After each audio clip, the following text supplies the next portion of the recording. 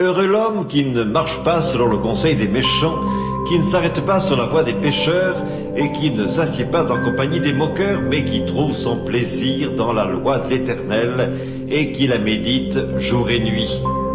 Il est comme un arbre planté près d'un courant d'eau qui donne son fruit en sa saison et dont le feuillage ne se flétrit point, tout ce qu'il fait lui réussit.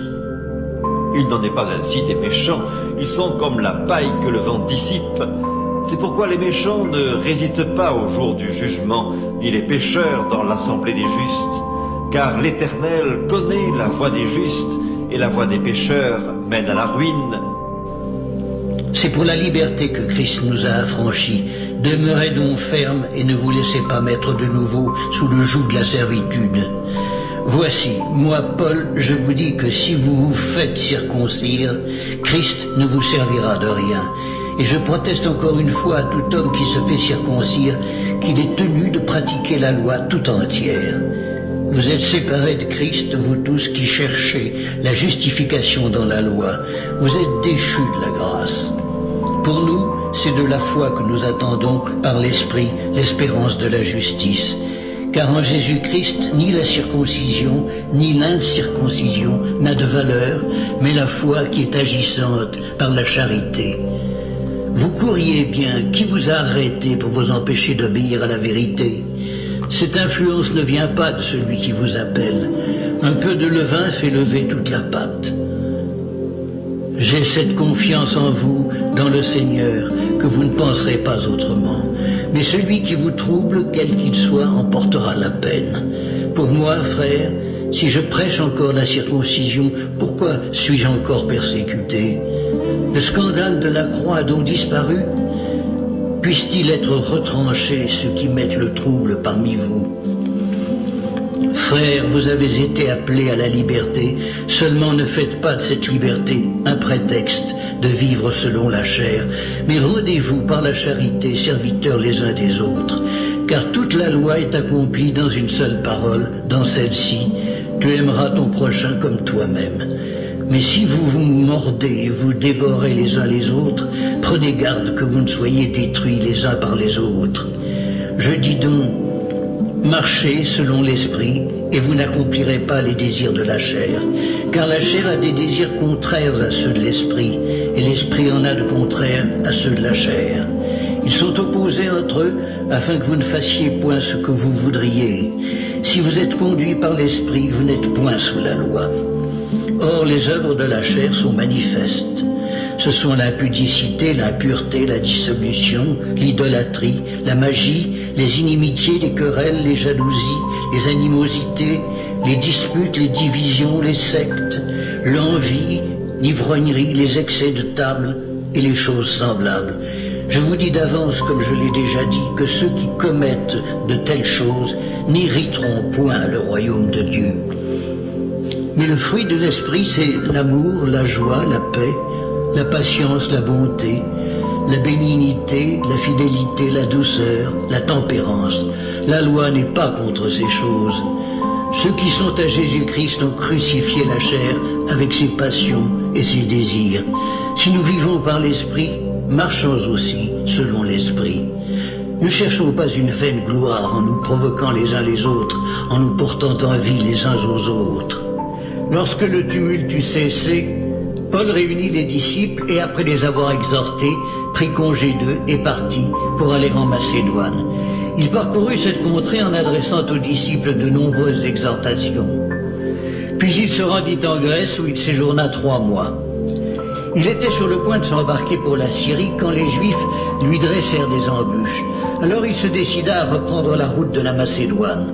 Il avait pour l'accompagner jusqu'en Asie Sopater de Bérée, fils de Pyrrhus, Aristarque et Second de Thessalonique, Gaius de Derbe, Timothée, ainsi que Tychique et Trophime, originaires d'Asie. Ceux-ci prirent les devants et nous attendirent à Troas. Pour nous, après les jours des pains sans levain, nous nous embarquâmes à Philippe, et au bout de 5 jours, nous les rejoignîmes à Troas, où nous passâmes 7 jours.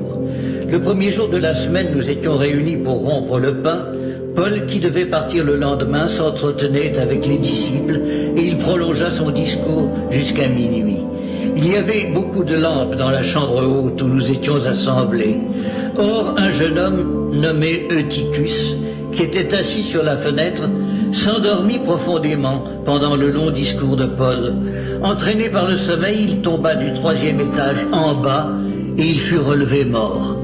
Mais Paul, étant descendu, se pencha sur lui et le prit dans ses bras en disant « Ne vous troublez pas, car son âme est en lui ». Quand il fut remonté, il rompit le pain et mangea, et il parla longtemps encore jusqu'au jour, après quoi il partit. Le jeune homme fut ramené vivant, et ce fut le sujet d'une grande consolation. Pour nous, nous précédâmes Paul sur le navire et nous fîmes voile pour Assos, où nous étions convenus de le reprendre, parce qu'il devait faire la route à pied. Lorsqu'il nous eut rejoints à Assos, nous le prîmes à bord et nous allâmes à Mytilène. De là, continuant par mer, nous arrivâmes le lendemain vis-à-vis de Chios. Le jour suivant, nous cinglâmes vers Samos, et le jour d'après, nous vînmes à Milet. Paul avait résolu de passer devant Éphèse sans s'y arrêter, afin de ne pas perdre de temps en Asie, car il se hâtait pour se retrouver, si cela était possible, à Jérusalem le jour de la Pentecôte. Cependant, de Milet, Paul envoya chercher à Éphèse les anciens de l'Église, et lorsqu'ils furent arrivés vers lui, il leur dit « Vous savez de quelle manière, depuis le premier jour où je suis entré en Asie, je me suis sans cesse conduite avec vous, servant le Seigneur en toute humilité, avec larmes et au milieu des épreuves que me suscitaient les embûches des Juifs. Vous savez que je n'ai rien caché de ce qui vous était utile et que je n'ai pas craint de vous prêcher et de vous enseigner publiquement et dans les maisons, annonçant aux Juifs et aux Grecs la repentance envers Dieu et la foi en notre Seigneur Jésus-Christ. Et maintenant, voici, lié par l'Esprit, je vais à Jérusalem, ne sachant pas ce qui m'y arrivera. Seulement, de ville en ville, l'Esprit Saint m'avertit que des liens et des tribulations m'attendent. Mais je ne fais pour moi-même aucun cas de ma vie, comme si elle m'était précieuse, pourvu que j'accomplisse ma course avec joie et le ministère que j'ai reçu du Seigneur Jésus, d'annoncer la bonne nouvelle de la grâce de Dieu. Et maintenant, voici, je sais que vous ne verrez plus mon visage, vous tous, au milieu desquels j'ai passé en prêchant le royaume de Dieu. C'est pourquoi je vous déclare aujourd'hui que je suis pur du sang de vous tous, car je vous ai annoncé tout le conseil de Dieu sans en rien cacher. Prenez donc garde à vous-même et à tout le troupeau sur lequel le Saint-Esprit vous a établi évêque, pour paître l'Église du Seigneur qu'il s'est acquise par son propre sang. Je sais qu'il s'introduira parmi vous, après mon départ, des loups cruels qui n'épargneront pas le troupeau, et qu'il s'élèvera du milieu de vous des hommes qui enseigneront des choses pernicieuses pour entraîner les disciples après eux. Veillez donc, vous souvenant que durant 3 années, je n'ai cessé nuit et jour d'exhorter avec larmes chacun de vous. Et maintenant, je vous recommande à Dieu et à la parole de sa grâce, à celui qui peut édifier et donner l'héritage avec tous les sanctifiés. Je n'ai désiré ni l'argent, ni l'or, ni les vêtements de personne. Vous savez vous-même que ces mains ont pourvu à mes besoins et à ceux des personnes qui étaient avec moi. Je vous ai montré de toute manière que c'est en travaillant ainsi qu'il faut soutenir les faibles et se rappeler les paroles du Seigneur qui a dit lui-même « Il y a plus de bonheur à donner qu'à recevoir ». Après avoir ainsi parlé, il se mit à genoux et il pria avec eux tous. Et tous fondirent en larmes et se jetant au cou de Paul, ils l'embrassaient, affligés surtout de ce qu'il avait dit qu'il ne verrait plus son visage. Et ils l'accompagnèrent jusqu'au navire. J'ai dit en mon cœur, allons, je t'éprouverai par la joie et tu goûteras le bonheur. Et voici, c'est encore là une vanité. J'ai dit du rire insensé, et de la joie, à quoi sert-elle? Je résolus en mon cœur de livrer ma chair au vin, tandis que mon cœur me conduirait avec sagesse, et de m'attacher à la folie, jusqu'à ce que je visse ce qu'il est bon pour les fils de l'homme de faire sous les cieux pendant le nombre des jours de leur vie. J'exécutais de grands ouvrages, Je me bâtis des maisons. Je me plantai des vignes. Je me fis des jardins et des vergers. Et j'y plantai des arbres à fruits de toute espèce. Je me créai des étangs pour arroser la forêt où croissaient les arbres. J'achetai des serviteurs et des servantes, et j'eus leurs enfants nés dans la maison. Je possédais des troupeaux de bœufs et de brebis, plus que tous ceux qui étaient avant moi dans Jérusalem. Je m'amassai de l'argent et de l'or, et les richesses des rois et des provinces. Je me procurai des chanteurs et des chanteuses, et les délices des fils de l'homme, des femmes en grand nombre. Je devins grand, plus grand que tous ceux qui étaient avant moi dans Jérusalem. Et même ma sagesse demeura avec moi. Tout ce que mes yeux avaient désiré, je ne les en ai point privés. Je n'ai refusé à mon cœur aucune joie, car mon cœur prenait plaisir à tout mon travail, et c'est la part qui m'en est revenue. Puis j'ai considéré tous les ouvrages que mes mains avaient faits, et la peine que j'avais prise à les exécuter. Et voici, tout est vanité et poursuite du vent, et il n'y a aucun avantage à tirer de ce qu'on fait sous le soleil. Alors j'ai tourné mes regards vers la sagesse, et vers la sottise et la folie. Car que fera l'homme qui succédera au roi? Ce qu'on a déjà fait. Et j'ai vu que la sagesse a de l'avantage sur la folie, comme la lumière a de l'avantage sur les ténèbres. Le sage a ses yeux à la tête, et l'insensé marche dans les ténèbres. Mais j'ai reconnu aussi qu'ils ont l'un et l'autre un même sort. Et j'ai dit en mon cœur, j'aurai le même sort que l'insensé. Pourquoi donc ai-je été plus sage? Et j'ai dit en mon cœur que c'est encore là une vanité. Car la mémoire du sage n'est pas plus éternelle que celle de l'insensé, puisque déjà les jours qui suivent, tout est oublié. Et quoi? Le sage meurt aussi bien que l'insensé. Et j'ai haï la vie, car ce qui se fait sous le soleil m'a déplu, car tout est vanité et poursuite du vent. J'ai haï tout le travail que j'ai fait sous le soleil, et dont je dois laisser la jouissance à l'homme qui me succédera. Et qui sait s'il sera sage ou insensé? Cependant, il sera maître de tout mon travail, de tout le fruit de ma sagesse sous le soleil. C'est encore là une vanité. Et j'en suis venu à livrer mon cœur au désespoir à cause de tout le travail que j'ai fait sous le soleil.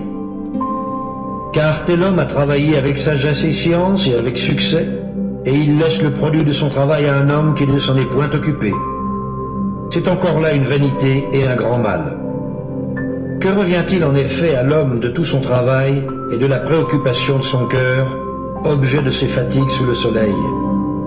Tous ses jours ne sont que douleur, et son partage n'est que chagrin. Même la nuit son cœur ne repose pas. C'est encore là une vanité. Il n'y a de bonheur pour l'homme qu'à manger et à boire et à faire jouir son âme du bien-être au milieu de son travail. Mais j'ai vu que cela aussi, qui en effet peut manger et jouir si ce n'est moi? Car il donne à l'homme qui lui est agréable la sagesse, la science et la joie. Mais il donne aux pécheurs le soin de recueillir et d'amasser afin de donner à celui qui est agréable à Dieu. C'est encore là une vanité et la poursuite du vent. Jésus priait un jour en un certain lieu. Lorsqu'il eut achevé, un de ses disciples lui dit, « Seigneur, enseigne-nous à prier comme Jean l'a enseigné à ses disciples. » Il leur dit, « Quand vous priez, dites, « Père, que ton nom soit sanctifié, que ton règne vienne. Donne-nous chaque jour notre pain quotidien.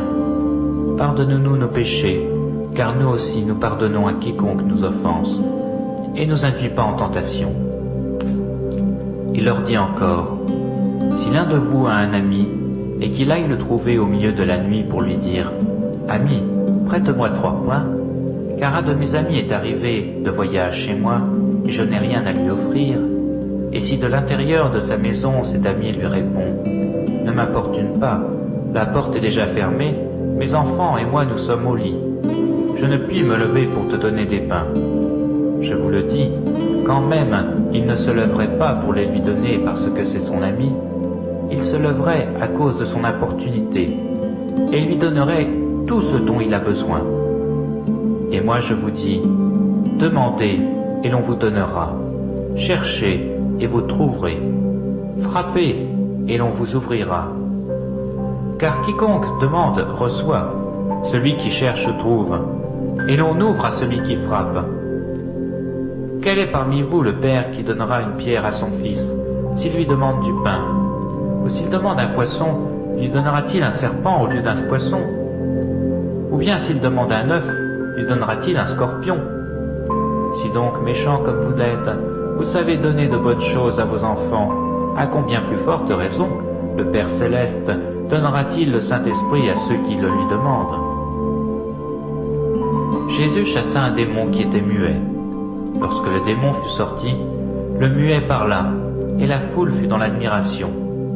Mais quelques-uns dirent, c'est par Belzéboul, le prince des démons, qu'il chasse les démons. Et d'autres, pour l'éprouver, lui demandèrent un signe venant du ciel. Comme Jésus connaissait leurs pensées, il leur dit, tout royaume divisé contre lui-même est dévasté, et une maison s'écroule sur une autre. Si donc Satan est divisé contre lui-même, comment son royaume subsistera-t-il, puisque vous dites que je chasse les démons par Belzéboul? Et si moi je chasse les démons par Belzéboul, vos fils, par qui les chassent-ils? C'est pourquoi ils seront eux-mêmes vos juges. Mais si c'est par le doigt de Dieu que je chasse les démons, le royaume de Dieu est donc venu vers vous. Lorsqu'un homme fort et bien armé garde sa maison, ce qu'il possède est en sûreté. Mais si un plus fort que lui survient et le dompte, il lui enlève toutes les armes dans lesquelles il se confiait, et il distribue ses dépouilles. Celui qui n'est pas avec moi est contre moi, et celui qui n'assemble pas avec moi disperse. Lorsque l'esprit impur est sorti d'un homme, il va dans des lieux arides pour chercher du repos. N'en trouvant point, il dit, je retournerai dans ma maison où je suis sorti. Et quand il arrive, il la trouve balayée et ornée. Alors il s'en va, il prend 7 autres esprits plus méchants que lui, ils entrent dans la maison, s'y établissent, et la condition de cet homme est pire que la première. Tandis que Jésus parlait ainsi, une femme, élevant la voix du milieu de la foule, lui dit, « Heureux le sein qui t'a porté, heureuses les mamelles qui t'ont allaité. » Et il répondit, « Heureux plutôt ceux qui écoutent la parole de Dieu et qui la gardent. » Comme le peuple s'amassait en foule, il se mit à dire, « Cette génération est une génération méchante. Elle demande un miracle. Il ne lui sera donné d'autre miracle que celui de Jonas.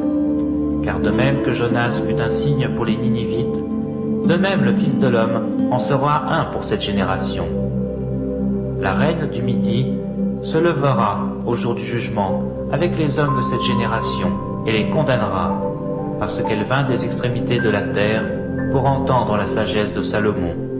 Et voici, il y a ici plus que Salomon. Les hommes de Ninive se lèveront au jour du jugement avec cette génération et la condamneront, parce qu'ils se repentirent à la prédication de Jonas. Et voici, il y a ici plus que Jonas. Personne n'allume une lampe pour la mettre dans un lieu caché ou sous le boisseau, mais on la met sur le chandelier, afin que ceux qui entrent voient la lumière. Ton œil est la lampe de ton corps. Lorsque ton œil est en bon état, tout ton corps est éclairé. Mais lorsque ton œil est en mauvais état, ton corps est dans les ténèbres. Prends donc garde que la lumière qui est en toi ne soit ténèbres. Si donc tout ton corps est éclairé, n'ayant aucune partie dans les ténèbres, il sera entièrement éclairé, comme lorsque la lampe t'éclaire de sa lumière. Pendant que Jésus parlait, un pharisien le pria de dîner chez lui. Il entra et se mit à table. Le pharisien vit avec étonnement qu'il ne s'était pas lavé avant le repas. Mais le Seigneur lui dit, « Vous, pharisiens, vous nettoyez le dehors de la coupe et du plat, et votre intérieur est plein de rapine et de méchanceté. Insensé, celui qui a fait le dehors, n'a-t-il pas fait aussi le dedans? Donnez plutôt en aumône ce qui est dedans, et voici toutes choses seront pures pour vous. Mais malheur à vous, pharisiens, parce que vous payez la dîme de la menthe, de la rue et de toutes les herbes, et que vous négligez la justice et l'amour de Dieu. C'est là ce qu'il fallait pratiquer, sans omettre les autres choses. Malheur à vous, pharisiens, parce que vous aimez les premiers sièges dans les synagogues et les salutations dans les places publiques. Malheur à vous, parce que vous êtes comme les sépulcres, qui ne paraissent pas et sur lesquels on marche sans le savoir. Un des docteurs de la loi prit la parole et lui dit, « Maître, en parlant de la sorte, c'est aussi nous que tu outrages. » Et Jésus répondit, « Malheur à vous aussi, docteurs de la loi, parce que vous chargez les hommes de fardeaux difficiles à porter, et que vous n'y touchez même pas vous-même de l'un de vos doigts. Malheur à vous, parce que vous bâtissez les tombeaux des prophètes que vos pères ont tués. Vous rendez donc témoignage aux œuvres de vos pères, et vous les approuvez, car eux ils ont tué les prophètes, et vous bâtissez leurs tombeaux. C'est pourquoi la sagesse de Dieu a dit, « Je leur enverrai des prophètes et des apôtres, ils tueront les uns et persécuteront les autres, afin qu'il soit demandé compte à cette génération du sang de tous les prophètes qui a été répandu depuis la création du monde, depuis le sang d'Abel jusqu'au sang de Zacharie, tué entre l'autel et le temple. Oui, je vous le dis, il en sera demandé compte à cette génération. Malheur à vous, docteurs de la loi, parce que vous avez enlevé la clé de la science. Vous n'êtes pas entrés vous-même, et vous avez empêché d'entrer ceux qui le voulaient. » Et quand il fut sorti de là, les scribes et les pharisiens commencèrent à le presser violemment et à le faire parler sur beaucoup de choses, lui tendant des pièges pour surprendre quelques paroles sorties de sa bouche. Les projets que forme le cœur dépendent de l'homme, mais la réponse que donne la bouche vient de l'Éternel. Toutes les voies de l'homme sont pures à ses yeux, mais celui qui pèse les esprits, c'est l'Éternel. Recommande à l'Éternel tes œuvres et tes projets réussiront. L'Éternel a tout fait pour un but, même le méchant pour le jour du malheur. Tout cœur hautain est en abomination à l'Éternel, certes il ne restera pas impuni. Par la bonté et la fidélité on expie l'iniquité, et par la crainte de l'Éternel on se détourne du mal. Quand l'Éternel approuve les voies d'un homme, il dispose favorablement à son égard, même ses ennemis. Mieux vaut peu avec la justice que de grands revenus avec l'injustice. Le cœur de l'homme médite sa voie, mais c'est l'Éternel qui dirige ses pas. Des oracles sont sur les lèvres du roi, sa bouche ne doit pas être infidèle quand il juge. Le poids et la balance juste sont à l'Éternel, tous les poids du sac sont son ouvrage. Les rois ont horreur de faire le mal, car c'est par la justice que le trône s'affermit. Les lèvres justes gagnent la faveur des rois, et ils aiment celui qui parle avec droiture. La fureur du roi est un messager de mort, et un homme sage doit l'apaiser. La sérénité du visage du roi donne la vie, et sa faveur est comme une pluie de printemps. Combien acquérir la sagesse vaut mieux que l'or, combien acquérir l'intelligence est préférable à l'argent. Le chemin des hommes droits, c'est d'éviter le mal. Celui qui garde son âme veille sur sa voie. L'arrogance précède la ruine, et l'orgueil précède la chute. Mieux vaut être humble avec les humbles que de partager le butin avec les orgueilleux. Celui qui réfléchit sur les choses trouve le bonheur, et celui qui se confie en l'Éternel est heureux. Celui qui est sage de cœur est appelé intelligent, et la douceur des lèvres augmente le savoir. La sagesse est une source de vie pour celui qui la possède, et le châtiment des insensés, c'est leur folie. Celui qui est sage de cœur manifeste la sagesse par sa bouche, et l'accroissement de son savoir paraît sur ses lèvres. Les paroles agréables sont un rayon de miel, douces pour l'âme et salutaires pour le corps. Telle voie paraît droite à un homme, mais son issue, c'est la voie de la mort. Celui qui travaille, travaille pour lui, car sa bouche l'y excite. L'homme pervers prépare le malheur, et il y a sur ses lèvres comme un feu ardent. L'homme pervers excite des querelles, et le rapporteur divise les amis. L'homme violent séduit son prochain, et le fait marcher dans une voie qui n'est pas bonne. Celui qui ferme les yeux pour se livrer à des pensées perverses, celui qui se mord les lèvres a déjà consommé le mal. Les cheveux blancs sont comme une couronne d'honneur, c'est dans le chemin de la justice qu'on la trouve. Celui qui est lent à la colère vaut mieux qu'un héros, et celui qui est maître de lui-même que celui qui prend des villes. On jette le sort dans le pan de la robe, mais toute décision vient de l'Éternel. Heureux ceux qui sont intègres dans leur foi, qui marchent selon la loi de l'Éternel. Heureux ceux qui gardent ses préceptes, qui le cherchent de tout leur cœur, qui ne commettent point d'iniquité et qui marchent dans ses voies. Tu as prescrit tes ordonnances pour qu'on les observe avec soin. Puissent mes actions être bien réglées, afin que je garde tes statuts. Alors je ne rougirai point à la vue de tous tes commandements. Je te louerai dans la droiture de mon cœur, en apprenant les lois de ta justice. Je veux garder tes statuts, ne m'abandonne pas entièrement. Comment le jeune homme rendra-t-il pur son sentier? En se dirigeant d'après ta parole. Je te cherche de tout mon cœur. Ne me laisse pas égarer loin de tes commandements. Je serre ta parole dans mon cœur afin de ne pas pécher contre toi.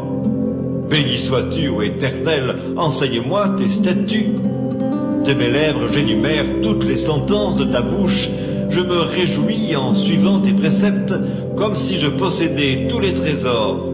Je médite tes ordonnances, j'ai tes sentiers sous les yeux, je fais mes délices de tes statuts, je n'oublie point ta parole. Fais du bien à ton serviteur pour que je vive et que j'observe ta parole. Ouvre mes yeux pour que je contemple les merveilles de ta loi. Je suis un étranger sur la terre, ne me cache pas tes commandements. Mon âme est brisée par le désir qui toujours la porte vers tes lois.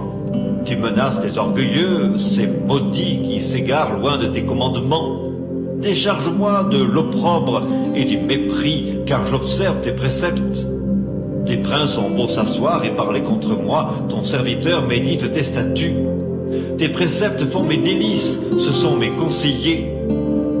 Mon âme est attachée à la poussière, rends-moi la vie selon ta parole. Je raconte mes voies et tu m'exauces, enseigne-moi tes statuts. Fais-moi comprendre la voie de tes ordonnances et je méditerai sur tes merveilles. Mon âme pleure de chagrin, relève-moi selon ta parole. Éloigne de moi la voie du mensonge et accorde-moi la grâce de suivre ta loi. Je choisis la voie de la vérité, je place tes lois sous mes yeux. Je m'attache à tes préceptes, Éternel, ne me rends point confus. Je cours dans la voie de tes commandements, car tu élargis mon cœur. Enseigne-moi, Éternel, la voie de tes statuts, pour que je la retienne jusqu'à la fin. Donne-moi l'intelligence, pour que je garde ta loi et que je l'observe de tout mon cœur. Conduis-moi dans le sentier de tes commandements, car je l'aime. Incline mon cœur vers tes préceptes, et non vers le gain. Détourne mes yeux de la vue des choses vaines, fais-moi vivre dans ta voie. Accomplis envers ton serviteur ta promesse, qui est pour ceux qui te craignent. Éloigne de moi l'opprobre que je redoute, car tes jugements sont pleins de bonté. Voici, je désire pratiquer tes ordonnances, fais-moi vivre dans ta justice. Éternel, que ta miséricorde vienne sur moi, ton salut selon ta promesse. Et je pourrai répondre à celui qui m'outrage, car je me confie en ta parole. N'ôte pas entièrement de ma bouche la parole de la vérité, car j'espère en tes jugements. Je garderai ta loi constamment, à toujours et à perpétuité. Je marcherai au large, car je recherche tes ordonnances. Je parlerai de tes préceptes devant les rois, et je ne rougirai point. Je fais mes délices de tes commandements, je les aime. Je lève mes mains vers tes commandements que j'aime, et je veux méditer tes statuts. Souviens-toi de ta promesse à ton serviteur, puisque tu m'as donné l'espérance. C'est ma consolation dans ma misère, car ta promesse me rend la vie. Tes orgueilleux me chargent de raillerie, je ne m'écarte point de ta loi. Je pense à tes jugements d'autrefois, ô Éternel, et je me console. Une colère ardente me saisit à la vue des méchants qui abandonnent ta loi. Tes statuts sont le sujet de mes cantiques dans la maison où je suis étranger. La nuit, je me rappelle ton nom, ô Éternel, et je garde ta loi. C'est là ce qui m'est propre, car j'observe tes ordonnances. Ma part, ô Éternel, je le dis, c'est de garder tes paroles. Je t'implore de tout mon cœur, aie pitié de moi selon ta promesse. Je réfléchis à mes voies et je dirige mes pieds vers tes préceptes. Je me hâte, je ne diffère point d'observer tes commandements. Les pièges des méchants m'environnent, je n'oublie point ta loi. Au milieu de la nuit, je me lève pour te louer à cause des jugements de ta justice. Je suis l'ami de tous ceux qui te craignent et de ceux qui gardent tes ordonnances. La terre, ô Éternel, est pleine de ta bonté. Enseigne-moi tes statuts. Tu fais du bien à ton serviteur, ô Éternel, selon ta promesse. Enseigne-moi le bon sens et l'intelligence, car je crois à tes commandements. Avant d'avoir été humilié, je m'égarais. Maintenant, j'observe ta parole. Tu es bon et bienfaisant. Enseigne-moi tes statuts.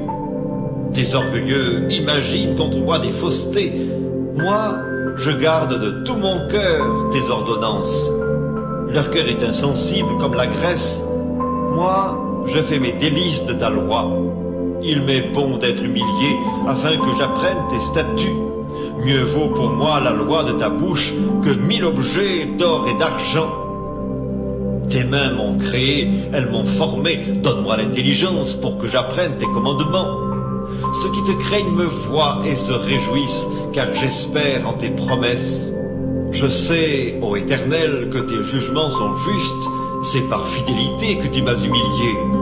Que ta bonté soit ma consolation, comme tu l'as promis à ton serviteur. Que tes compassions viennent sur moi pour que je vive, car ta loi fait mes délices. Qu'ils soient confondus les orgueilleux qui m'oppriment sans cause. Moi, je médite sur tes ordonnances.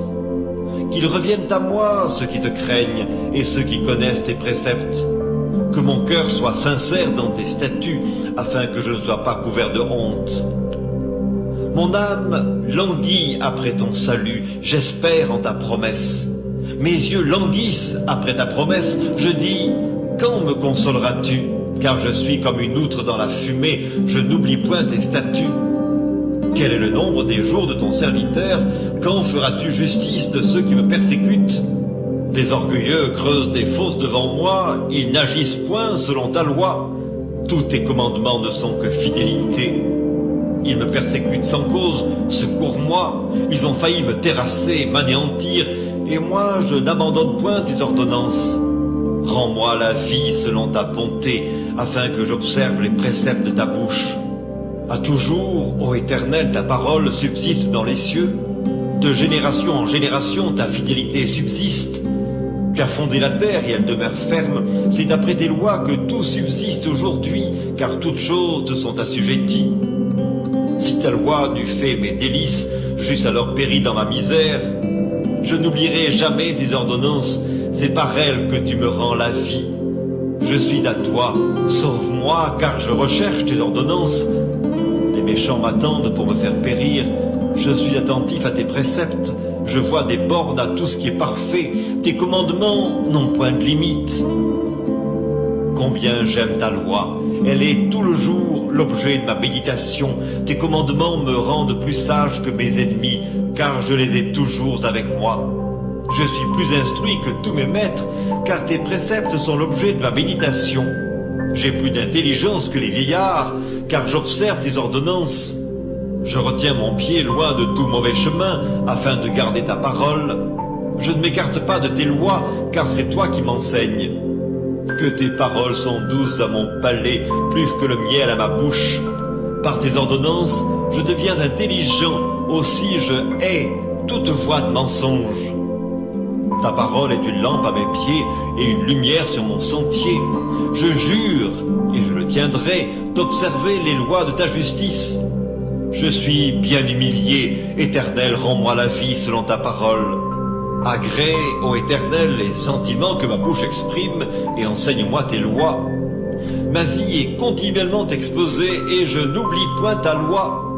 Des méchants me tendent des pièges, et je ne m'égare pas loin de tes ordonnances. Tes préceptes sont pour toujours mon héritage, car ils sont la joie de mon cœur. J'incline mon cœur à pratiquer tes statuts, toujours jusqu'à la fin. Je hais les hommes indécis et j'aime ta loi.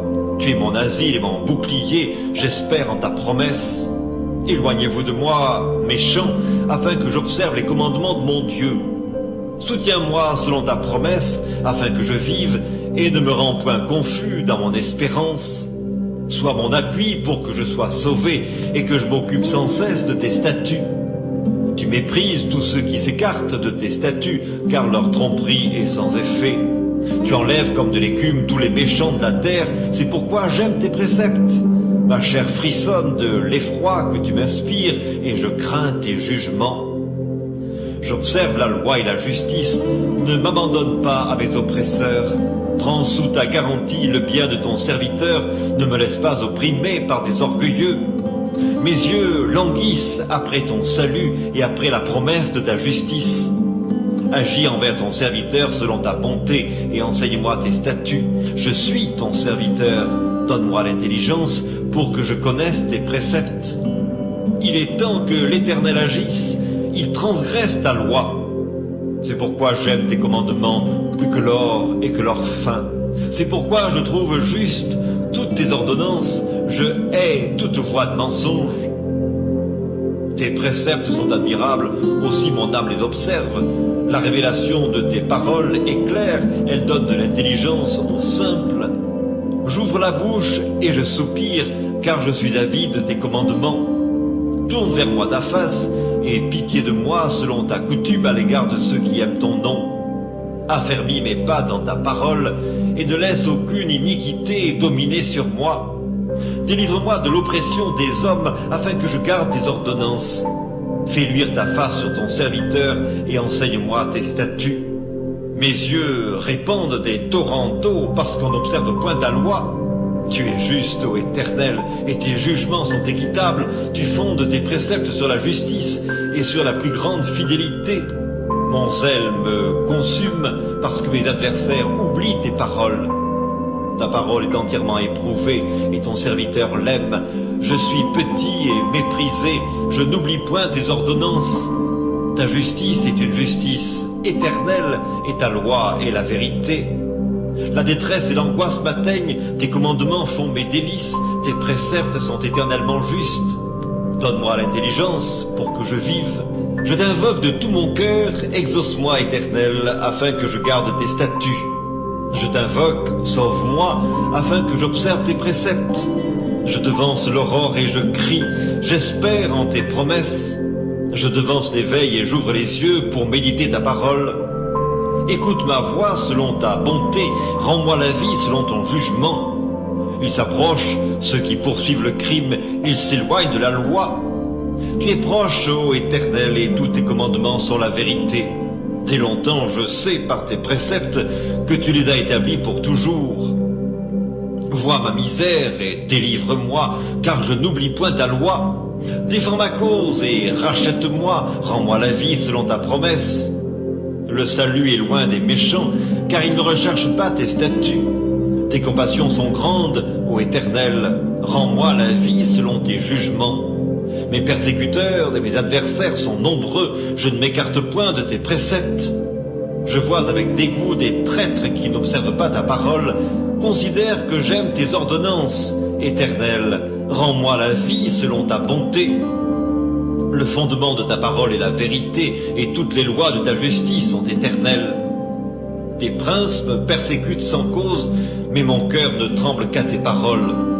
Je me réjouis de ta parole comme celui qui trouve un grand butin.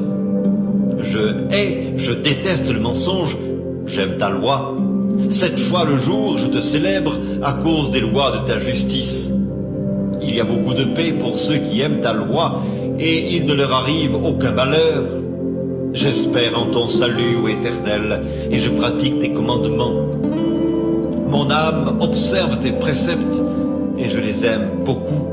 Je garde tes ordonnances et tes préceptes, car toutes mes voies sont devant toi. Que mon cri parvienne jusqu'à toi, ô Éternel, donne-moi l'intelligence selon ta promesse. Que ma supplication arrive jusqu'à toi, délivre-moi selon ta promesse. Que mes lèvres publient ta louange, car tu m'enseignes tes statuts. Que ma langue chante ta parole, car tous tes commandements sont justes. Que ta main me soit en aide, car j'ai choisi tes ordonnances. Je soupire après ton salut, ô Éternel, et ta loi fait mes délices. Que mon âme vive et qu'elle te loue, et que tes jugements me soutiennent. Je suis errant comme une brebis perdue. Cherche ton serviteur, car je n'oublie point tes commandements. Femme, Soyez de même soumis à vos maris, afin que, si quelques-uns n'obéissent point à la parole, ils soient gagnés sans parole par la conduite de leurs femmes, en voyant votre manière de vivre chaste et réservée. Ayez non cette parure extérieure qui consiste dans les cheveux tressés, les ornements d'or ou les habits qu'on revêt, mais la parure intérieure est cachée dans le cœur, la pureté incorruptible d'un esprit doux et paisible, qui est d'un grand prix devant Dieu. Ainsi se paraissaient autrefois les saintes femmes, qui espéraient en Dieu, soumises à leur mari comme Sarah, qui obéissait à Abraham et l'appelait son Seigneur. C'est d'elle que vous êtes devenues les filles, en faisant ce qui est bien, sans vous laisser troubler par aucune crainte. Marie, montrez à votre tour de la sagesse dans vos rapports avec vos femmes, comme avec un sexe plus faible. Honorez-les, comme devant aussi hériter avec vous de la grâce de la vie. Qu'il en soit ainsi, afin que rien ne vienne faire obstacle à vos prières. Enfin, soyez tous animés des mêmes pensées et des mêmes sentiments, pleins d'amour fraternel, de compassion, d'humilité. Ne rendez point mal pour le mal, ou injure pour injure. Bénissez au contraire, car c'est à cela que vous avez été appelés, afin d'hériter la bénédiction. Si quelqu'un en effet veut aimer la vie et voir des jours heureux, qu'il préserve sa langue du mal et ses lèvres des paroles trompeuses, qu'il s'éloigne du mal et fasse le bien, qu'il recherche la paix et la poursuive. Car les yeux du Seigneur sont sur les justes, et ses oreilles sont attentives à leurs prières, mais la face du Seigneur est contre ceux qui font le mal. Et qui vous maltraitera si vous êtes zélés pour le bien? D'ailleurs, quand vous souffririez pour la justice, vous seriez heureux. N'ayez d'eux aucune crainte, et ne soyez pas troublés. Mais sanctifiez-vous dans vos cœurs, le Seigneur Dieu étant toujours prêt à vous défendre avec douceur et respect, devant quiconque vous demande raison de l'espérance qui est en vous, et ayant une bonne conscience, afin que là même où ils vous calomnient comme si vous étiez des malfaiteurs, ceux qui décrivent votre bonne conduite en Christ soient couverts de confusion. Car il vaut mieux souffrir, c'est telle est la volonté de Dieu, en faisant le bien qu'en faisant le mal. Christ aussi a souffert une fois pour les péchés, lui juste pour des injustes, afin de nous mener à Dieu, ayant été mis à mort quant à la chair, mais ayant été rendu vivant quant à l'esprit, dans lequel aussi il est allé prêcher aux esprits en prison, qui autrefois avaient été incrédules, lorsque la patience de Dieu se prolongeait, au jour de Noé, pendant la construction de l'arche dans laquelle un petit nombre de personnes, c'est-à-dire 8, furent sauvées à travers l'eau. Cette eau est une figure du baptême, qui n'est pas la purification des souillures du corps, mais l'engagement d'une bonne conscience envers Dieu, et qui maintenant vous sauve, vous aussi, par la résurrection de Jésus-Christ, qui est à la droite de Dieu, depuis qu'il est allé au ciel, et que les anges, les autorités et les puissances lui ont été soumis. Moi, je suis le vrai cep, et mon Père est le vigneron. Tout sarment qui est en moi et qui ne porte pas de fruit, il le retranche. Et tout sarment qui porte du fruit, il l'émonde, afin qu'il porte encore plus de fruits. Déjà, vous êtes émondés, à cause de la parole que je vous ai annoncée. Demeurez en moi comme moi en vous. De même que le sarment ne peut porter de lui-même du fruit s'il ne demeure sur le cep, de même, vous non plus, si vous ne demeurez en moi. Moi, je suis le cep, vous, les sarments. Celui qui demeure en moi, comme moi en lui, porte beaucoup de fruits, car sans moi, vous ne pouvez rien faire. Si quelqu'un ne demeure pas en moi, il est jeté dehors, comme le sarment, et il sèche. Puis l'on ramasse les sarments, on les jette au feu, et ils brûlent. Si vous demeurez en moi, et que mes paroles demeurent en vous, demandez tout ce que vous voudrez, et cela vous sera accordé. Mon Père est glorifié en ceci, que vous portiez beaucoup de fruits, et vous serez mes disciples. Comme le Père m'a aimé, moi aussi je vous ai aimé.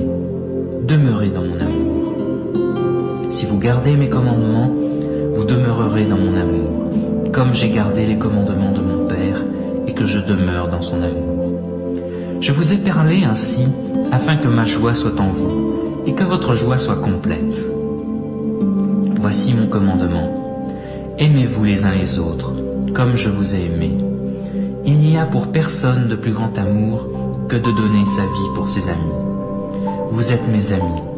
Si vous faites ce que je vous commande, je ne vous appelle plus mes serviteurs, parce que le serviteur ne sait pas ce que fait son maître. Je vous ai appelés mes amis, parce que tout ce que j'ai appris de mon Père, je vous l'ai fait connaître.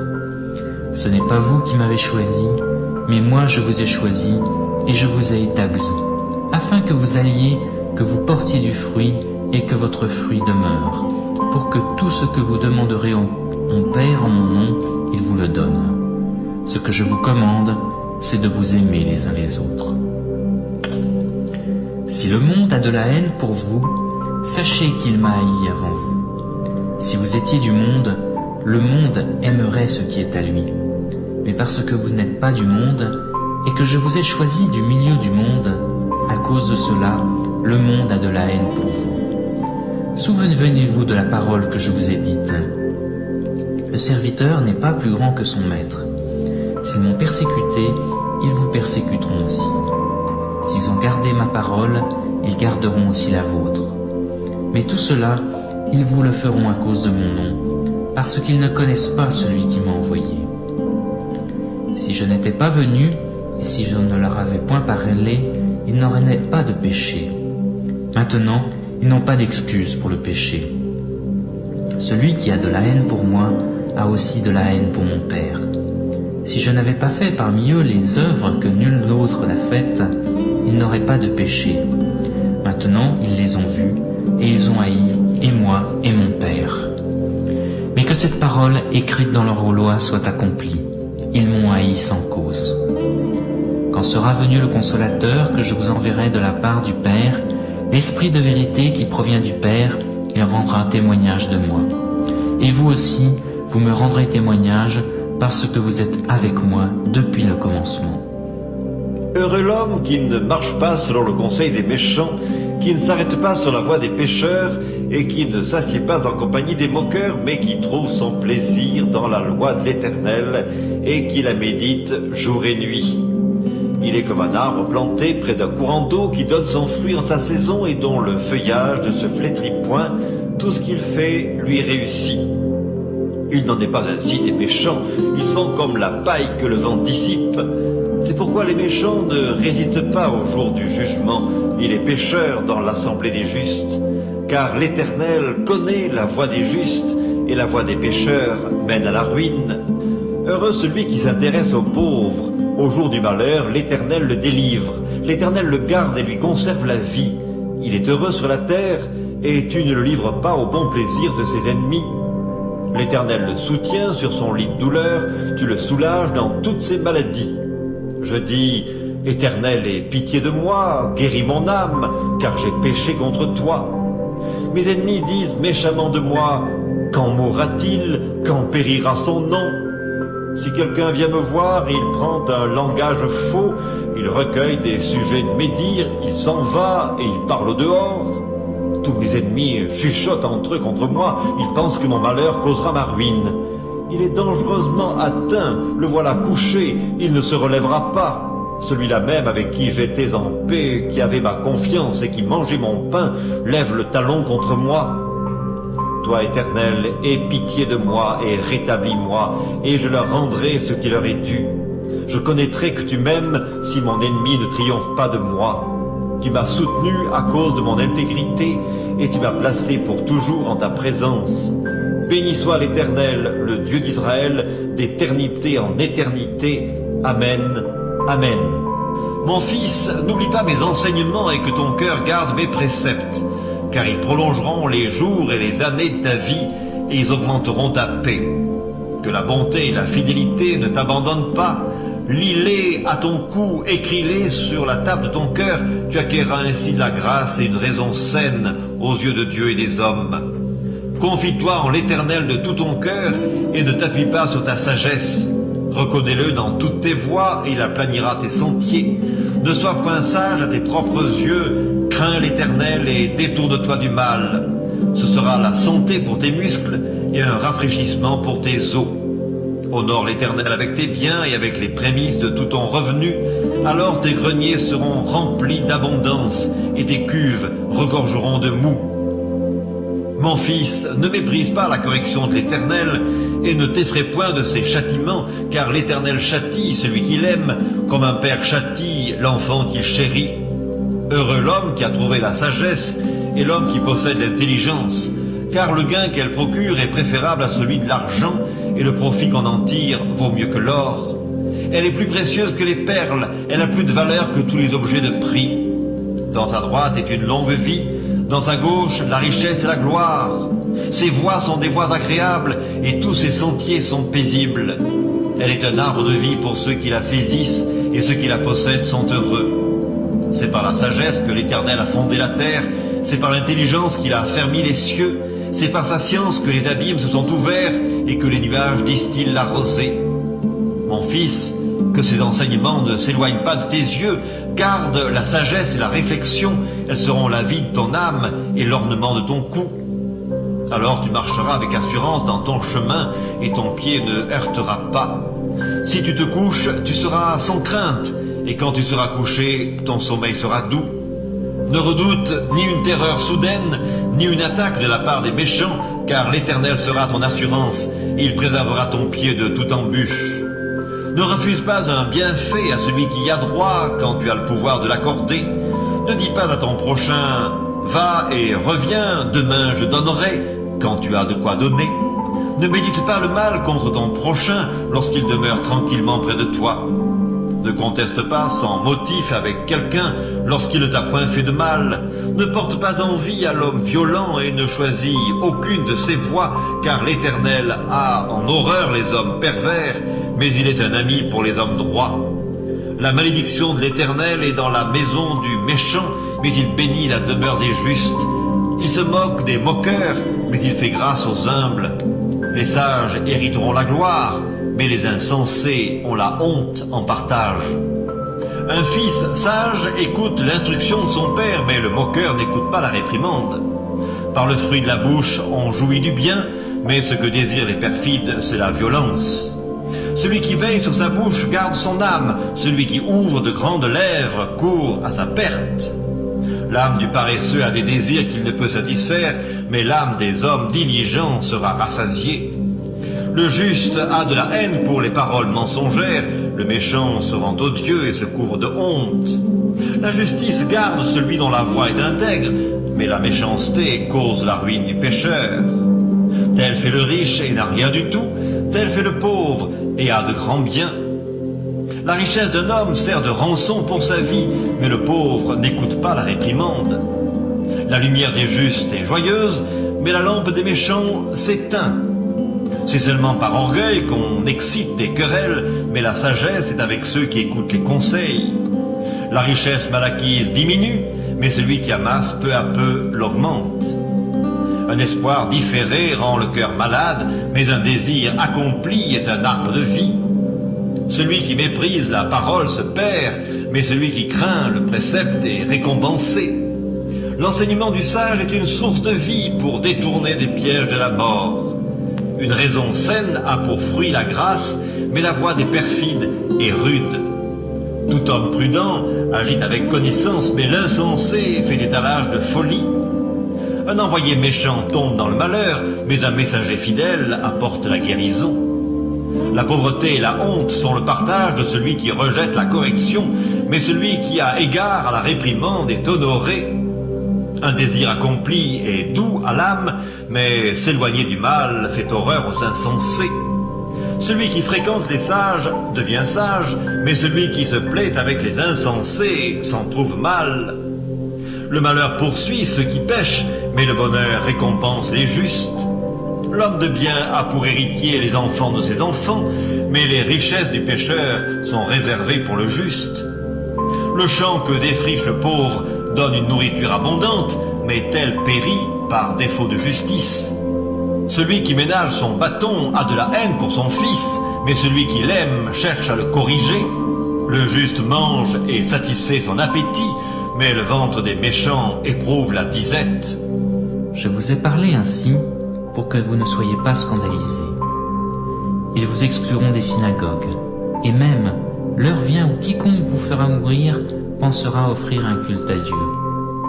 Et ils feront cela parce qu'ils n'ont connu ni le Père ni moi. Je vous ai parlé ainsi pour que l'heure venue, vous vous souveniez de ce que je vous l'ai dit.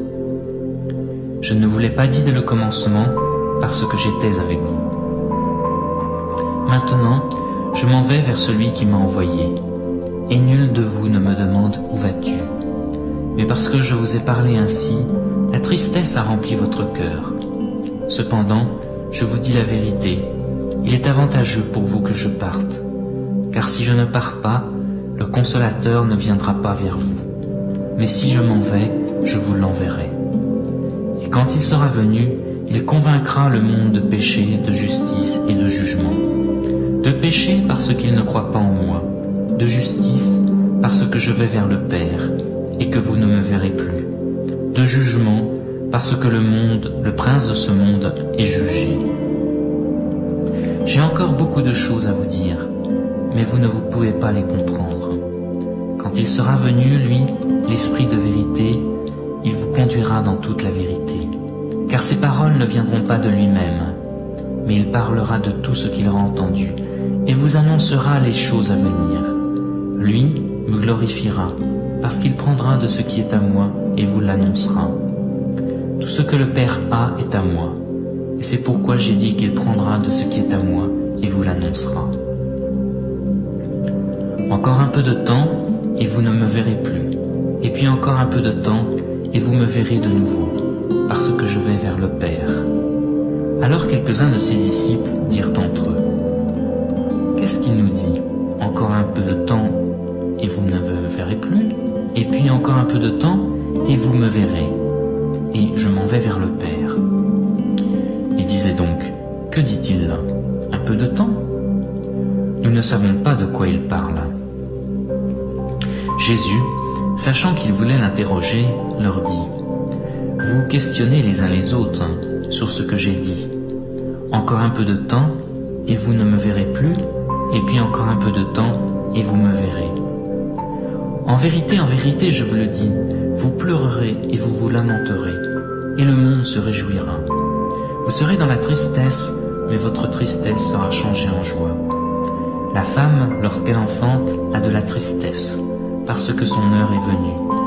Quand elle a donné le jour à l'enfant, elle ne se souvient plus de sa douleur, à cause de la joie de ce qu'un homme soit venu au monde. Vous donc aussi, vous avez maintenant de la tristesse, mais je vous verrai de nouveau, votre cœur se réjouira, et nul ne vous ôtera votre joie. En ce jour-là, vous ne m'interrogerez plus sur rien. En vérité, je vous le dis, ce que vous demanderez au Père, il vous le donnera en mon nom. Jusqu'à présent, vous n'avez rien demandé en mon nom.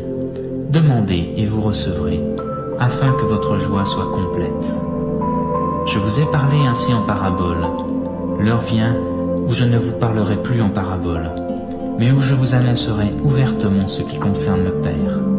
En ce jour-là, vous demanderez en mon nom, et je ne vous dis pas que je prierai le Père pour vous, car le Père lui-même vous aime, parce que vous m'avez aimé, et que vous avez cru que je suis sorti d'auprès de Dieu. Je suis sorti du Père, et je suis venu dans le monde. Maintenant, je quitte le monde, et je vais vers le Père. Ses disciples lui dirent, « Voici que maintenant tu parles ouvertement, et que tu ne dis rien en parabole. Maintenant, nous savons que tu sais toutes choses, et que tu n'as pas besoin que personne n'interroge. C'est pourquoi nous croyons que tu es sorti de Dieu. » Jésus leur répondit, « Vous croyez maintenant. Voici que l'heure vient, et même elle est venue, où vous serez dispersés, chacun de son côté, et vous me laisserez seul. Mais moi je ne suis pas seul, car le Père est avec moi. Je vous ai parlé ainsi, pour que vous ayez la paix en moi. Vous aurez des tribulations dans le monde, mais prenez courage, moi, j'ai vaincu le monde. Je bénirai l'Éternel en tout temps, sa louange sera toujours dans ma bouche. Que mon âme se glorifie en l'Éternel, que les malheureux écoutent et se réjouissent. Exaltez avec moi l'Éternel, célébrons tous son nom. J'ai cherché l'Éternel et il m'a répondu, il m'a délivré de toutes mes frayeurs. Quand on tourne vers lui les regards, on est rayonnant de joie, et le visage ne se couvre pas de honte. Quand un malheureux crie, l'Éternel entend, et il le sauve de toutes ses détresses. L'ange de l'Éternel campe autour de ceux qui le craignent, et il les arrache au danger. Sentez et voyez combien l'Éternel est bon, heureux l'homme qui cherche en lui son refuge. Craignez l'Éternel, vous, ses saints, car rien ne manque à ceux qui le craignent. Les lionceaux éprouvent la disette et la faim, mais ceux qui cherchent l'Éternel ne sont privés d'aucun bien. Venez, mes fils, écoutez-moi, je vous enseignerai la crainte de l'Éternel. Quel est l'homme qui aime la vie, qui désire la prolonger pour jouir du bonheur? Préserve ta langue du mal et tes lèvres des paroles trompeuses. Éloigne-toi du mal et fais le bien. Recherche et poursuis la paix. Les yeux de l'Éternel sont sur les justes et ses oreilles sont attentives à leurs cris. L'Éternel tourne sa face contre les méchants pour retrancher de la terre leurs souvenirs. Quand les justes crient, l'Éternel entend et il les délivre de toute leur détresse. L'Éternel est près de ceux qui ont le cœur brisé et il sauve ceux qui ont l'esprit dans l'abattement. Le malheur atteint souvent le juste, mais l'Éternel l'en délivre toujours. Il garde tous ses os, aucun d'eux n'est brisé. Le malheur tue le méchant, et les ennemis du juste sont châtiés. L'Éternel délivre l'âme de ses serviteurs, et tous ceux qui l'ont pour refuge échappent au châtiment. À vous maintenant, riches, pleurez et gémissez, à cause des malheurs qui viendront sur vous. Vos richesses sont pourries, et vos vêtements sont rongés par les teignes. Votre or et votre argent sont rouillés, et leur rouille s'élèvera en témoignage contre vous, et dévorera vos chairs comme un feu. Vous avez amassé des trésors dans les derniers jours. Voici, le salaire des ouvriers qui ont moissonné vos champs, et dont vous les avez frustrés, crie. Et les cris des moissonneurs sont parvenus jusqu'aux oreilles du Seigneur des armées. Vous avez vécu sur la terre dans les voluptés et dans les délices. Vous avez rassasié vos cœurs au jour du carnage. Vous avez condamné, vous avez tué le juste qui ne nous a pas résisté. Soyez donc patients, frères, jusqu'à l'avènement du Seigneur. Voici, le laboureur attend le précieux fruit de la terre, prenant patience à son égard, jusqu'à ce qu'il ait reçu les pluies de la première et de l'arrière-saison. Vous aussi, soyez patients, affermissez vos cœurs, car l'avènement du Seigneur est proche. Ne vous plaignez pas les uns des autres, frères, afin que vous ne soyez pas jugés. Voici, le juge est à la porte. Prenez, mes frères, pour modèle de souffrance et de patience, les prophètes qui ont parlé au nom du Seigneur. Voici, nous disons bienheureux ceux qui ont souffert patiemment. Vous avez entendu parler de la patience de Job, et vous avez vu la fin que le Seigneur lui accorda, car le Seigneur est plein de miséricorde et de compassion. Avant toute chose, mes frères, ne jurez ni par le ciel, ni par la terre, ni par aucun autre serment, mais que votre oui soit oui, et que votre non soit non, afin que vous ne tombiez pas sous le jugement. Quelqu'un parmi vous est-il dans la souffrance, qu'il prie? Quelqu'un est-il dans la joie, qu'il chante des cantiques? Quelqu'un parmi vous est-il malade, qu'il appelle les anciens de l'Église, et que les anciens prient pour lui, en loignant d'huile au nom du Seigneur? La prière de la foi sauvera le malade, et le Seigneur le relèvera. Et s'il a commis des péchés, il lui sera pardonné. Confessez donc vos péchés les uns aux autres, et priez les uns pour les autres, afin que vous soyez guéris. La prière fervente du juste a une grande efficace. Élie était un homme de la même nature que nous.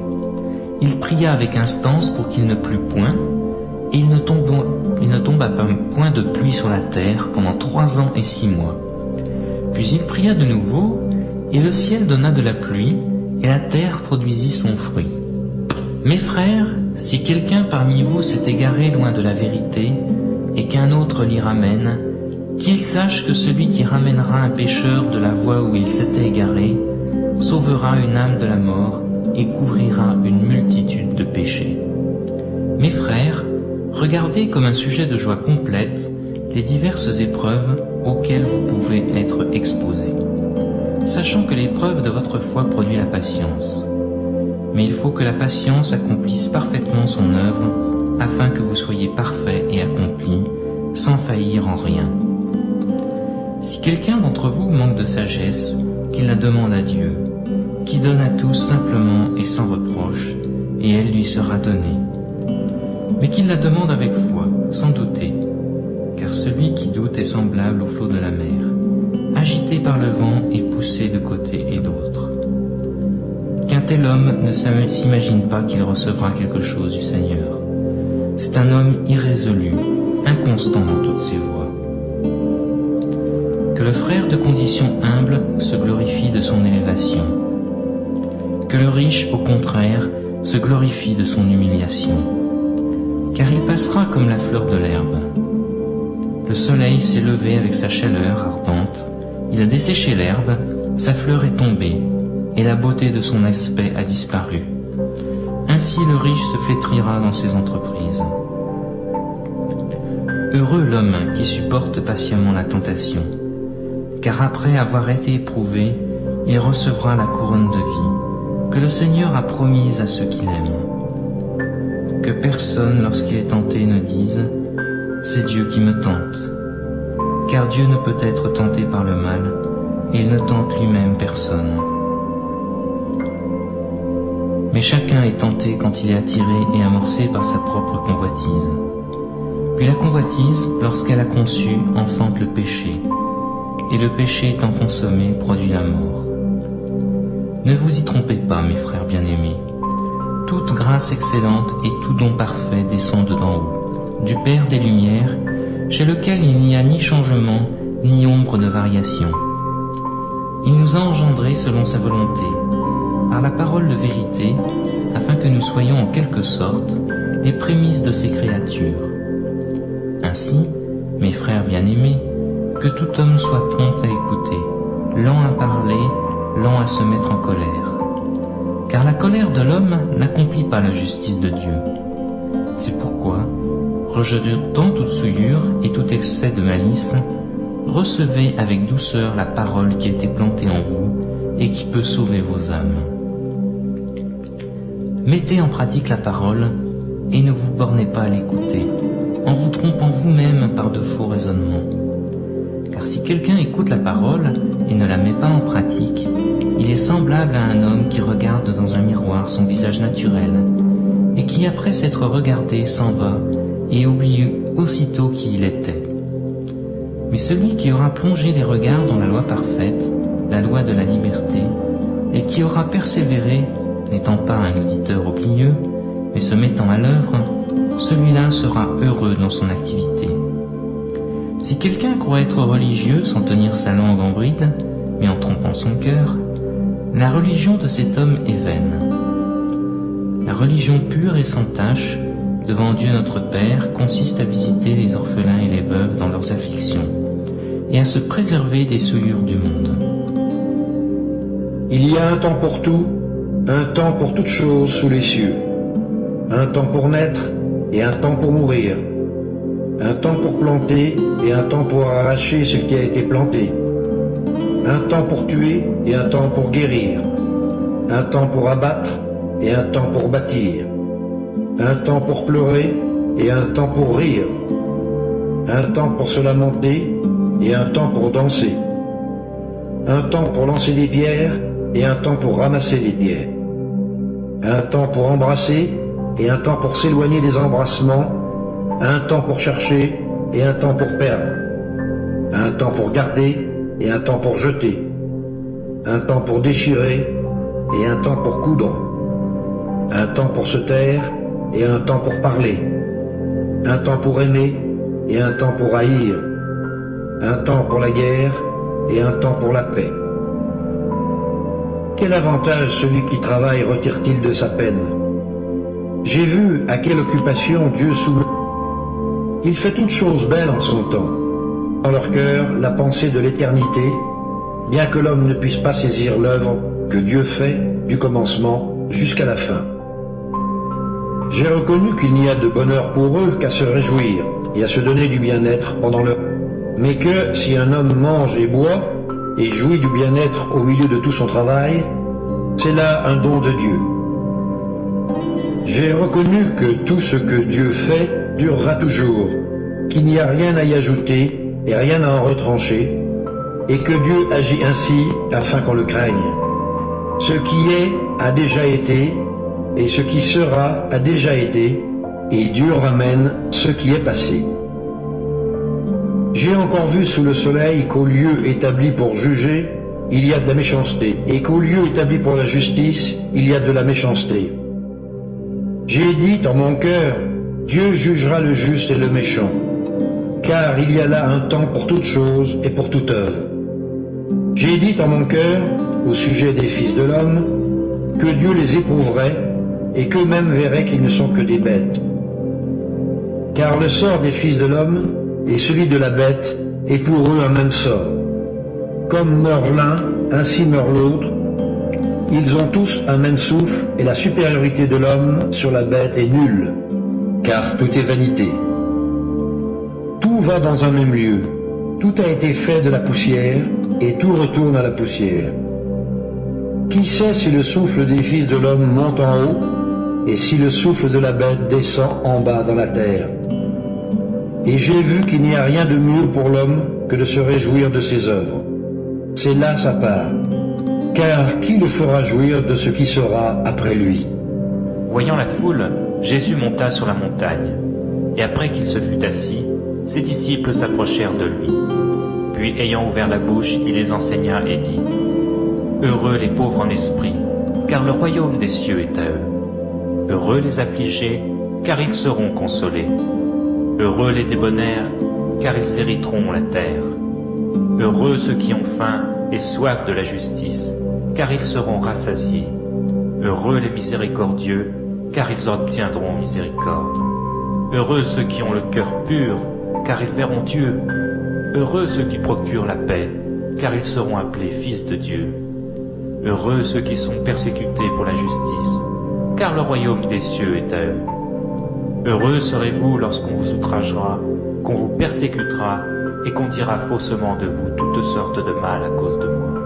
Réjouissez-vous et soyez dans l'allégresse, parce que votre récompense sera grande dans les cieux, car c'est ainsi qu'on a persécuté les prophètes qui ont été avant vous.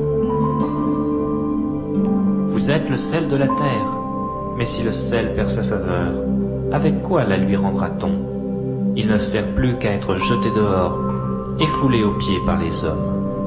Vous êtes la lumière du monde. Une ville située sur une montagne ne peut être cachée. Et on n'allume pas une lampe pour la mettre sous le boisseau, mais on la met sur le chandelier, et elle éclaire tous ceux qui sont dans la maison. Que votre lumière luise ainsi devant les hommes, afin qu'ils voient vos bonnes œuvres et qu'ils glorifient votre Père qui est dans les cieux. Ne croyez pas que je sois venu pour abolir la loi ou les prophètes. Je suis venu non pour abolir, mais pour accomplir. Car je vous le dis en vérité, tant que le ciel et la terre ne passeront point, il ne disparaîtra pas de loi, un seul iota ou un seul trait de la lettre, jusqu'à ce que tout soit arrivé. Celui donc qui supprimera l'un de ces plus petits commandements et qui enseignera aux hommes à faire de même, sera appelé le plus petit dans le royaume des cieux. Mais celui qui les observera et qui enseignera à les observer, celui-là sera appelé grand dans le royaume des cieux. Car je vous le dis, si votre justice ne surpasse pas celle des scribes et des pharisiens, vous n'entrerez point dans le royaume des cieux. Vous avez entendu qu'il a été dit aux anciens, « Tu ne tueras point, celui qui tuera mérite d'être puni par les juges. » Mais moi je vous dis que quiconque se met en colère contre son frère mérite d'être puni par les juges. Que celui qui dira à son frère « Raca » mérite d'être puni par le Sanhédrin. Et que celui qui lui dira « Insensé » mérite d'être puni par le feu de la géhenne. Si donc tu te présentes ton offrande à l'autel, et que là tu te souviennes que ton frère a quelque chose contre toi, laisse là ton offrande devant l'autel, et va d'abord te réconcilier avec ton frère. Puis viens présenter ton offrande. Accorde-toi promptement avec ton adversaire, pendant que tu es en chemin avec lui, de peur qu'il ne te livre au juge, que le juge ne te livre à l'officier de justice, et que tu ne sois mis en prison. Je te le dis en vérité, tu ne sortiras pas de là que tu n'aies payé le dernier cadran. Vous avez appris qu'il a été dit, tu ne commettras point d'adultère. Mais moi je vous dis que quiconque regarde une femme pour la convoiter a déjà commis un adultère avec elle dans son cœur. Si ton œil droit est pour toi une occasion de chute, arrache-le et jette-le loin de toi, car il est avantageux pour toi qu'un seul de tes membres périsse et que ton corps entier ne soit pas jeté dans la géhenne. Et si ta main droite est pour toi une occasion de chute, coupe-la et jette loin de toi. Car il est avantageux pour toi qu'un seul de tes membres périsse et que ton corps entier n'aille pas dans la géhenne. Il a été dit que celui qui répudie sa femme lui donne une lettre de divorce. Mais moi je vous dis que celui qui répudie sa femme, sauf pour le cas d'infidélité, l'expose à devenir adultère, et que celui qui épouse une femme répudiée commet un adultère.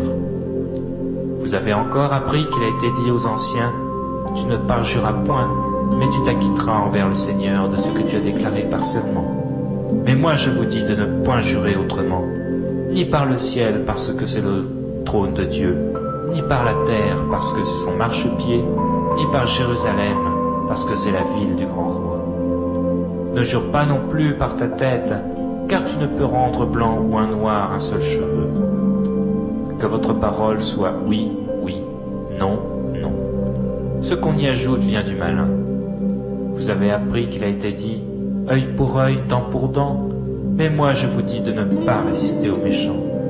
Si quelqu'un te frappe sur la joue droite, présente-lui aussi l'autre.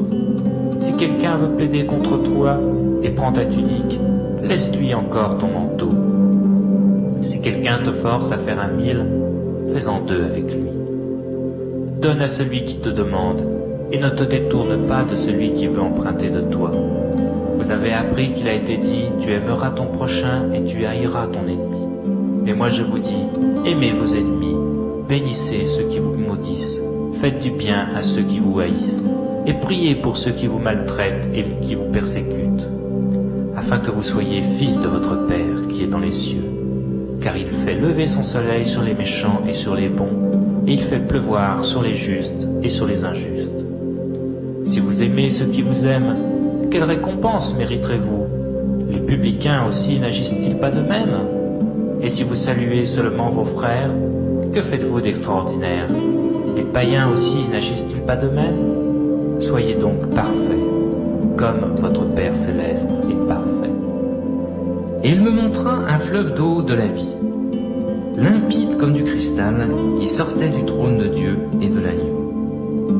Au milieu de la place de la ville, et sur les 2 bords du fleuve, il y avait un arbre de vie, produisant 12 fois des fruits, rendant son fruit chaque mois, et dont les feuilles servaient à la guérison des nations.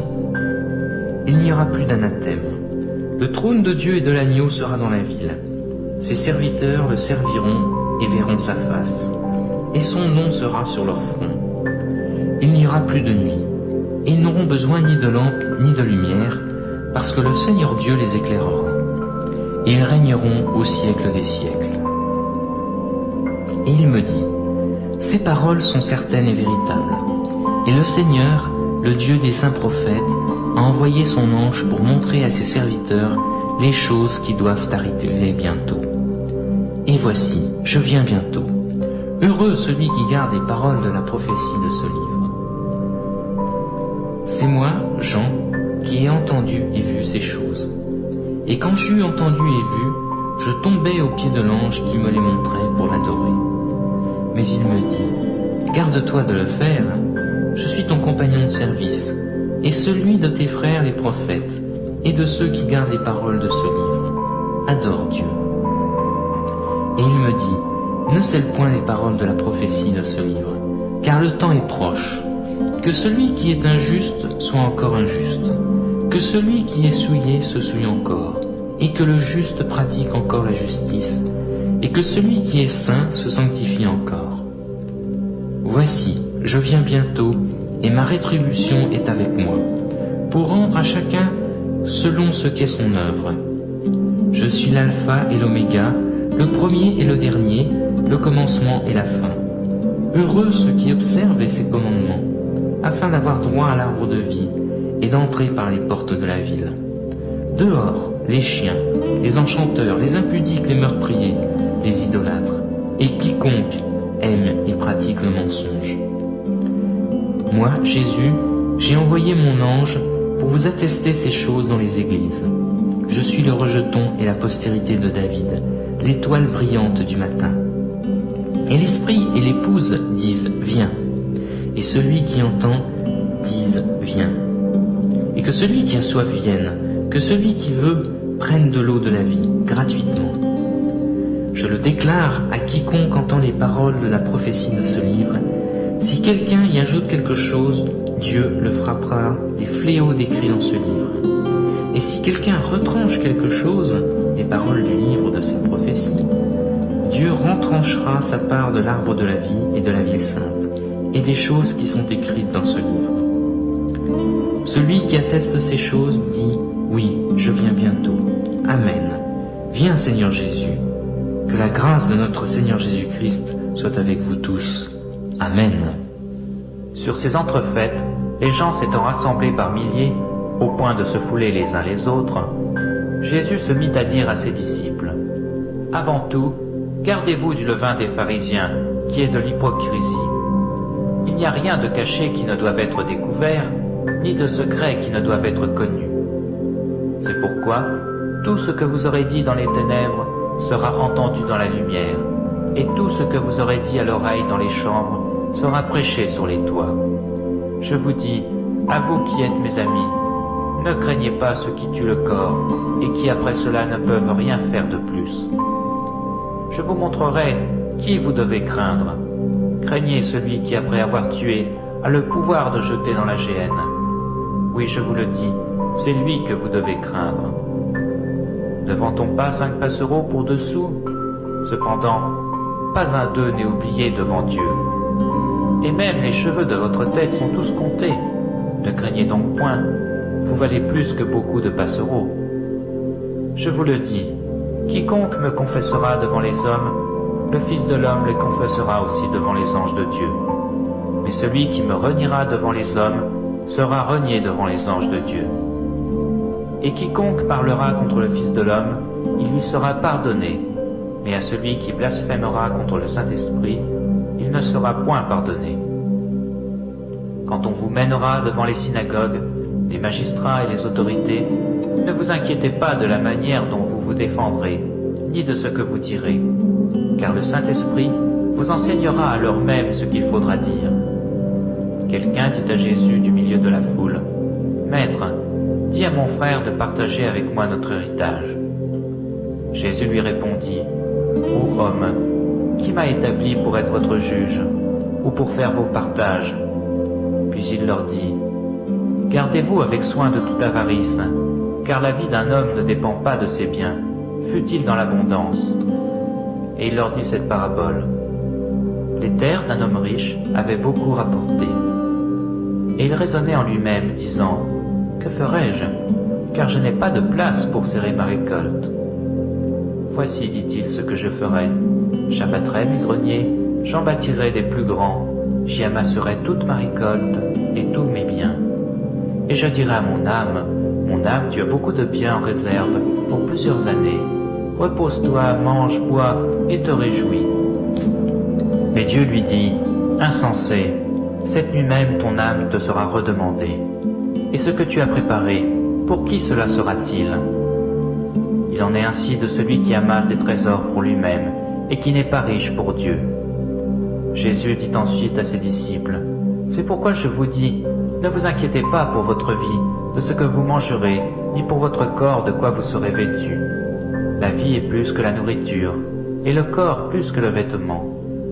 Considérez les corbeaux, ils ne sèment ni ne moissonnent, ils n'ont ni cellier ni grenier, et Dieu les nourrit.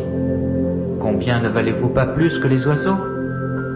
Qui de vous, par ses inquiétudes, peut ajouter une coudée à la durée de sa vie? Si donc vous ne pouvez pas, même la moindre chose, pourquoi vous inquiétez-vous du reste? Considérez comment croissent les lys. Ils ne travaillent ni ne filent. Cependant, je vous dis que Salomon même, dans toute sa gloire, n'a pas été vêtu comme l'un d'eux. Si Dieu revêt ainsi l'herbe qui est aujourd'hui dans les champs, et qui demain sera jetée au four, à combien plus forte raison ne vous vêtira-t-il pas, gens de peu de foi? Et vous, ne cherchez pas ce que vous mangerez et ce que vous boirez, et ne soyez pas inquiets. Car toutes ces choses, ce sont les païens du monde qui les recherchent. Votre Père sait que vous en avez besoin. Cherchez plutôt le royaume de Dieu, et toutes ces choses vous seront données par-dessus. Ne crains point, petit troupeau, car votre Père a trouvé bon de vous donner le royaume. Vendez ce que vous possédez, et donnez-le en aumône.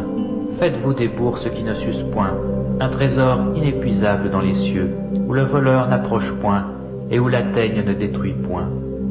Car là où est votre trésor, là aussi sera votre cœur. Que vos reins soient sains, et vos lampes allumées. Et vous, soyez semblables à des hommes, qui attendent que leur maître revienne des noces, afin de lui ouvrir dès qu'il arrivera et frappera.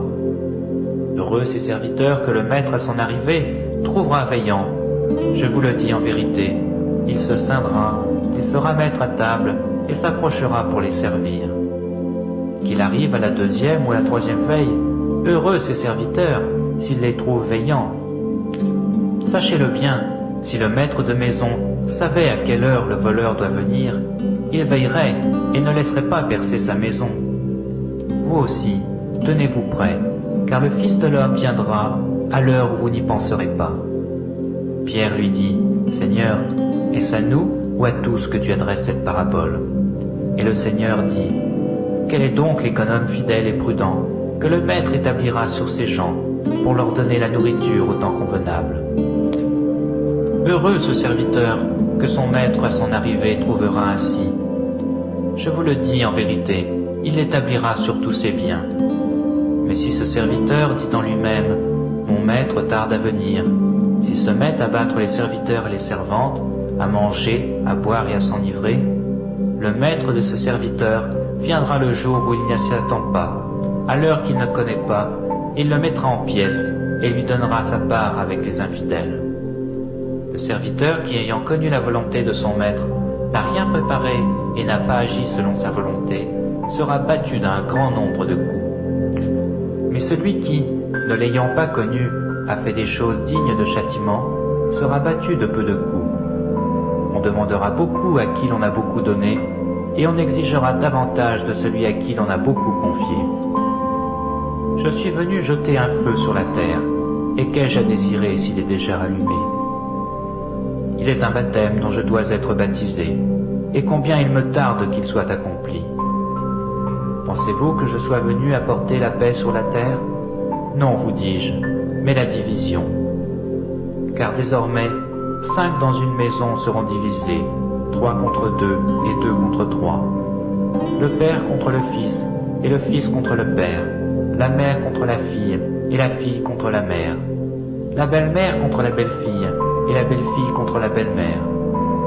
Il dit encore aux foules, quand vous voyez un nuage se lever à l'Occident, vous dites aussitôt, la pluie vient, et il arrive ainsi.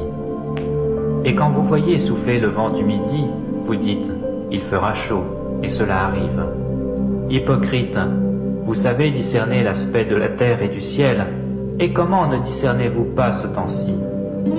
Et pourquoi ne discernez-vous pas de vous-même ce qui est juste? Lorsque tu vas avec ton adversaire devant le magistrat, tâche en chemin de te dégager de lui, de peur qu'il ne te traîne devant le juge, que le juge ne te livre à l'officier de justice, et que celui-ci ne te mette en prison. Je te le dis, tu ne sortiras pas de là que tu n'aies payé jusqu'à la dernière pique.